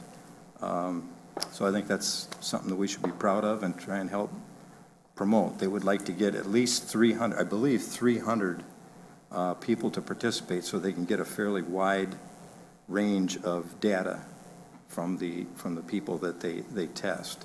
And the people will be given the results of the testing directly from MDHHS. They're the ones that are sponsoring this program. So just wanted to put that out there for everybody to be aware of. Bill? Sure. Yes, I'd like to thank Mr. Henry for giving the presentation to the board. I think it's something that this board needs to discuss on a regular basis and help with the strategy. We have a lot of people on our behalf out there working for the township and the citizens of this community, and we as a board need to be engaged. Secondly, I'd like to thank Mr. Palmer and Mr. Cummings, because I know the time that they put in on their personal time on behalf of this as an extracurricular activity. And it's probably more time than they spend on the township, so thank you. And thirdly, as far as the theater here, we attended the last show. I think it was Hats Off to Broadway, if I remember the title correctly. I was pretty impressed with the outcome. It was over a couple of weekends and a lot of shows, and it was a long show. But we have some very talented folks in this community, and it's very difficult to put yourself out like that.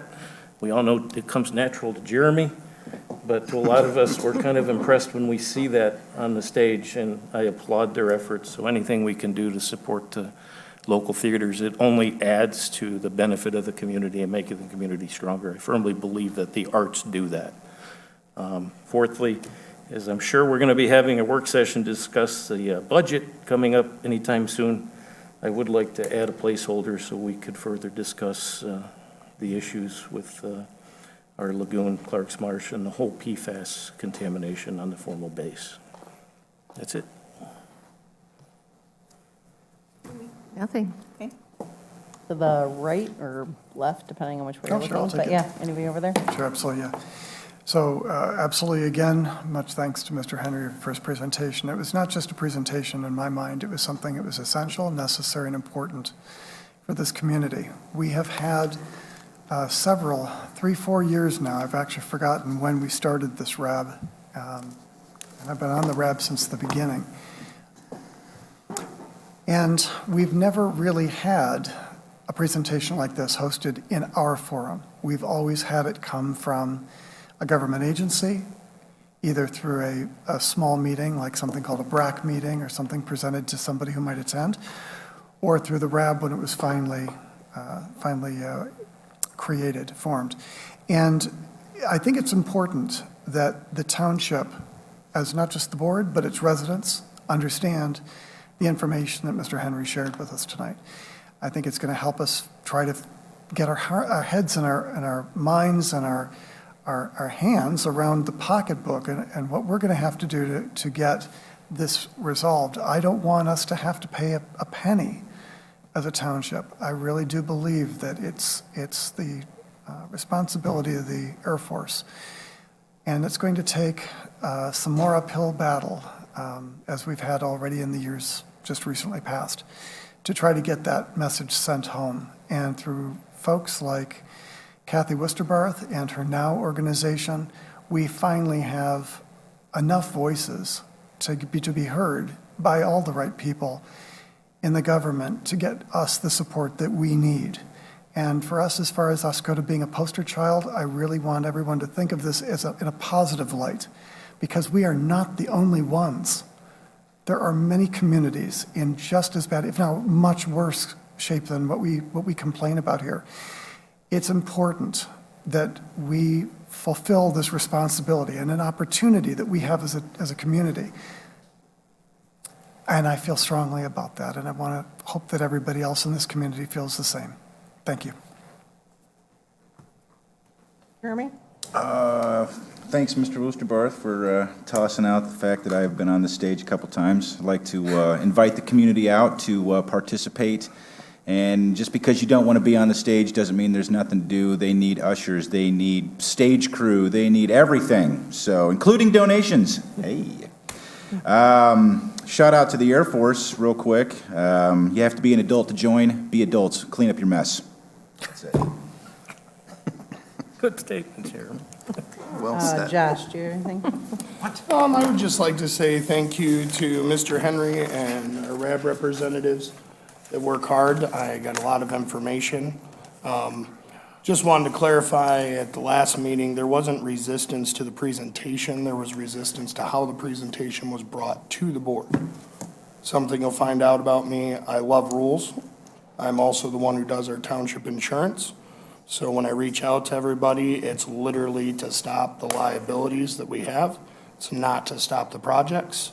So I apologize if you took it that way, Ms. Wishbart. That was not a slash on you guys. It was just the way it ended up getting here and not following the rules. But ultimately, that's the information we needed tonight. And I thank Mr. Henry for the time he put in having the answers to all of my questions, which were a lot, which I really have a lot of information to go through. And I think that in the future, we need to work together. The greatest part of this is we're the government. Unfortunately, we have to work with other government entities.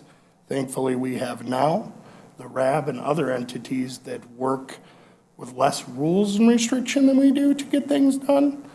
And that's where that partnership is really important. And just for the board members to remember that we need to be thankful and utilize this, but we have to take it as far as we can and then let our other people in the community who aren't bound under those rules get out there and do, I guess, more of the hard work, as you would say. And that's all I have. All right. I just had, I made a comment during the first public comment in regard to an item that was on as an informational item. I've already discussed this with Tammy. When I made the request at the last meeting, I requested a presentation. That is what I'm still requesting. We tasked the EIC with something. We spent money on it. We involved the community. We invited hundreds of people to Warrior Pavilion. I believe that that information needs to be presented by our EIC director. So I am requesting that that be on the agenda for the next meeting and our EIC director be present at that meeting to make that presentation. Okay? DTE, What? either one of you, Josh or Jamie? The DTE comment you were supposed to make? What? We can't hear you. What are you I saying? can hear you. The DTE. Oh, yes, sorry. Thank you.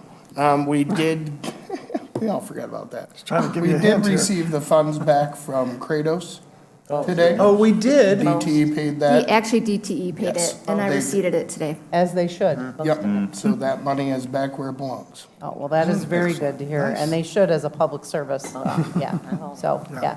Sorry, I was like, what? What? Sorry, yeah, so that's great news, yeah, so good job. Thank you, Lisa. Thank you, Lisa, she Yeah. must have had some, yeah. Okay, so again, I would like that on the next agenda. I think that we have kicked the can enough. I have no idea what the results were, but I would like, again, it came up in my dreaded Facebook reminder of that I had sent an invitation for people to join at Warrior Pavilion and make your voice heard and so on. And, we need to wrap that up, so. So you want more than just his survey results? Oh, yes. Yeah, I mean, again, that was led by the EIC, with the EIC director. There was, so yeah, there needs to I be a was summary. Making sure I'm, Yep, I would like the Clarity. EIC director to report back, please. okay. Thank you very much. With that, I make a motion to adjourn at 9:05. So moved. Thank you. Where is it? Page